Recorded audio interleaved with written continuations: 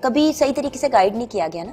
हम लोग जब बैठे होते तो याद है बचपन में ओपनली पेरेंट्स पूछ लेते थे, अच्छा बेटा जॉब स्टार्ट की, सैलरी कितनी है आपकी, बेटा आपकी एज क्या है, आपकी शादी नहीं हो जानी चाहिए थी अभी तक। ये बातें बड़ी नॉर्मल और बड़ी कॉमन है।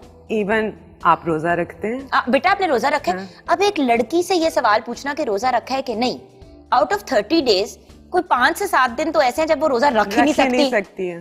तो अगर एक लड़की कहती है नहीं, और मेरे सामने मैंने रमजान ट्रांसमिशन जितनी होस्ट की हैं, आपने भी की हैं, आप मुझे बताएं कि रमजान ट्रांसमिशन में लाइव मेरे से किसी ने पूछा आपका रोजा और मेरा नहीं था, मैंने कहा जी नहीं, क्यों नहीं रखा? अब मैं अगर ऑन एयर कह देती कि जी मुझे पीरियड्स हैं, oh my God. तो उस वक्त उस एंकर की क्या इज्जत रहनी थी, मेरी क्या इज्जत रहनी थी, ऑन एयर क्या इज्जत रहनी थी।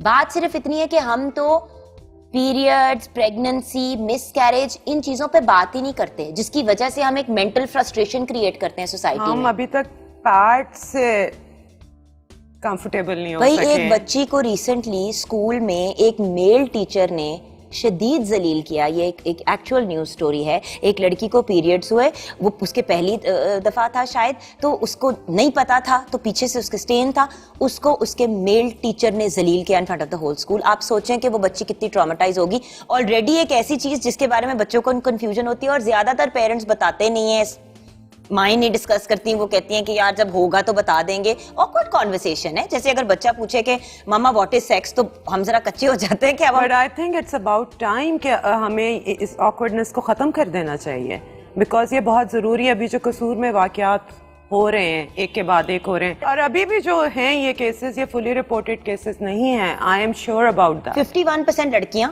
49% लड़के। और जुगन, ये तो वो केसेस हैं जिसमें बच्चे खुदा ना खास्ता मर जाते हैं या बहुत तकलीफ में चले जाते हैं। बहुत सारे ऐसे केसेस हैं जिनमें पता भी नहीं चलता और बच्चे मोलेस्ट हो रहे होते हैं, या पता चलता है और माँ बाप इस डर से और इस शर्मिंदगी से कि उनका तमाशा बना दिया जाएगा और हमारे बाकी बच्चों का क्या होगा। देखिए ज़ैनब का जो केस हुआ, उस केस में मीडिया की कुछ ये फॉल्ट जरूर थी कि उस बच्ची की तस्वीर इतनी चलाई, भाई आप ब्लर करके चला दें। आप क्रिमिनल की शक्ल ब्लर करके चलाते हैं और जो विक्टिम होता है उसको पब्लिकली आप एक उसका तमाशा बना देते हैं। मैंने भी रिसेंटली अपने प्रोग्राम पे जुगन एट 9 पे ये शो किया और हमने विक्टिम्स को नहीं बुलाया, क्योंकि ऐसे केस में जब आप विक्टिम्स को बुलाते हैं जो खुद पब्लिक में नहीं आना चाहते, तो फिर आप उनको जिच करते हैं। देखिए एज मीडिया हमारी भी तो कुछ रिस्पॉन्सिबिलिटी है, इफ़त उमर की एक रिस्पॉन्सिबिलिटी है, जुगन काज़िम की एक जिम्मेदारी है, चैनल्स की रिस्पॉन्सिबिलिटी है, लेकिन हम इसका नहीं ख्याल करते। सिर्फ रेटिंग और टीआरपीस की गेम है, इसीलिए तो अब यूट्यूब की तरफ हम सब मुड़े। नोट किया था कि कितने प्लेस बनना शुरू हो गए थे इस टॉपिक के ऊपर, और बच्चों के उडारी जब बना तो इतना ज्यादा क्रिटिसिज्म आया। मेरी एहसन खान से फोन पे बात हुई थी जिस दिन हमने ये कसूर वाले इशू पे बात की, एंड मुझे यही बात ऐसे नहीं की कि सारों ने उस पर तनकीद की, हर किसी से ने नेगेटिव क्रिटिसिज्म दिया, but then what happened after that? सब ने फिर दाद दी, वेल डन, आपका अवार्ड। तो what do you think in topics में हमें प्लेस बनाने नहीं चाहिए? या भाई अगर आप खुद नहीं बच्चों से बात कर सकते, खुद नहीं उनको गाइड कर सकते, तो कम से कम उनको टीवी प्लेज या स्कूल के अंदर किताबें, गुड टच बैड टच में डिफरेंस, इन चीजों पे तो काम करें ना। अगर माँ बाप ऑकवर्ड है, मैं अंडरस्टैंड कर सकती हूँ, मैं भी माँ हूँ, आप भी मदर है, हम थोड़े से हो जाते हैं। विजिलेंस भी है, लेकिन देखें इसमें ये वाला सवाल आ जाता है कि क्या रियासत फेल कर गई है या सोसाइटी फेल कर गई है। सवाल तो ये उठता है ना। हम एज अ सोसाइटी कुछ जगहों पे फेल की है, रियासत भी कुछ जगहों पे फेल की है, और अगर दोनों को साथ लेके चलेंगे तो चेंज आएगा। जो मुझे दूसरी चीज बहुत बॉदर करती है, हम एक बंदे को टारगेट करके कहते हैं इसकी गलती है, इसकी गलती है, इसकी गलती है। अब अगर वो इंसान कुछ करने की पोजीशन में होता है ना, तो इफ़त जी फिर क्या होता है? वो इंसान जिच हो जाता है, वो कहता है मैं नहीं करता कुछ, खसमानू खाओ। आपने लोगों को साथ लेके चलना है। वो कहते हैं ना, think outside the box but work with in the box. अगर डब्बे के अंदर रह के सब लोगों को साथ लेके चलोगे तो चेंज आएगा। अगर बाहर खड़े होकर चीखे मारते रहोगे तो क्या होगा इफ़त जी? लोग नोटिस करेंगे, 1-2 प्रोग्राम 4 प्रोग्राम टीवी पे उसके बारे में होंगे और बात खत्म हो जाएगी। जब तक अगला बच्चा मरा हुआ नहीं मिलेगा, उसके बाद यही होगा। कसूर वाले केस में 300 से ज्यादा थे केसेस। वो एक बंदा जिसने एक सर्टेन अमाउंट ऑफ बच्चों के साथ ज्यादती की थी, उसको पब्लिक हैंगिंग सारा कुछ, वो तमाशा हुआ, बात खत्म हो गई। वो जो पेरेंट्स हैं उनकी रिहेबिलिटेशन कौन करेगा? जिसकी औलाद टोटो में उसने दफन की है, उसका खमियाजा कौन भुगतेगा? Who is going to take responsibility? बड़े आराम से लोग कहते थे माँ बाप को ख्याल करना चाहिए था। भाई जिस घर में 15,000 रुपए सैलरी है दीदी, और दूसरे मतलब और चलो माँ और बाप दोनों काम कर रहे हैं ताकि बच्चों के मुस्तकबिल को सिक्योर कर सकें, वो क्या करें? नौकरियां छोड़ के घर बैठ के बच्चों पे पैरे दें? तो फिर क्या कर सकते हैं? ये जानवर तो इंसान के अंदर कहीं कभी किसी वक्त भी आ सकता है। बट जानवर भी ऐसे नहीं करते।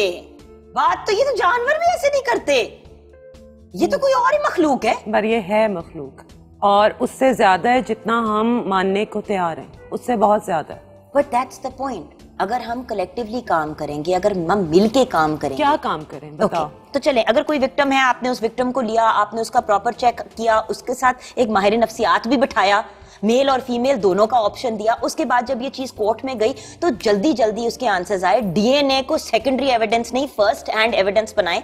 You know, I used to be very against capital punishment, मैं बहुत अगेंस्ट होती थी, लेकिन ऐसे लोगों को जब तक आप एग्जाम्पल्स नहीं बनाएंगे तब तक सोसाइटी में चेंज नहीं आएगा। एंड बाय द वे, ज्यादातर लोग जो मोलेस्ट और रेप करते हैं वो खुद victims of rape and molestation होते हैं, क्योंकि उनकी किसी ने रिहेबिलिटेशन नहीं की होती। खैर Jugan, you yourself had a tough life, ठीक है, broken family, bad marriage, लेकिन उसके बावजूद मैंने जुगन को बिटर नहीं देखा कभी। You are as happy as anybody can be, माशाल्लाह, energetic, positive। कैसे अपने आप को बचाया इस बिटरनेस से? आई थिंक बिकॉज मुझे रिहेबिलिटेशन का मौका मिलता रहा ना डिफरेंट स्टेजेस इन लाइफ में। जब मैं कनाडा गई तो वहाँ पे वुमेंस क्राइसिस सेंटर में मैं एक दिन पहुँच गई खुद ही, बिकॉज मैं बहुत ज़्यादा अपसेट हुई हुई थी और मुझे समझ नहीं आ रही थी कि मैं किन चीज़ों की वजह से अपसेट हूँ। शायद वो बचपन में जो बहुत ज़्यादा फादर हाथ उठाते थे उसकी वजह से, जो वायलेंस मैंने बचपन में देखा, फिर जो बहुत से डिफरेंट स्टेजेस पे मैंने इमोशनल एंड फिजिकल अब्यूज़ देखा। देन उसके बाद जब आगे आई तो जब मैं वहाँ पे गई तो वहाँ पे फर्स्ट मेरा स्टेप था of going in for therapy. तो वहाँ पे मैं गई, वहाँ पे लोगों से बात What were you going through then?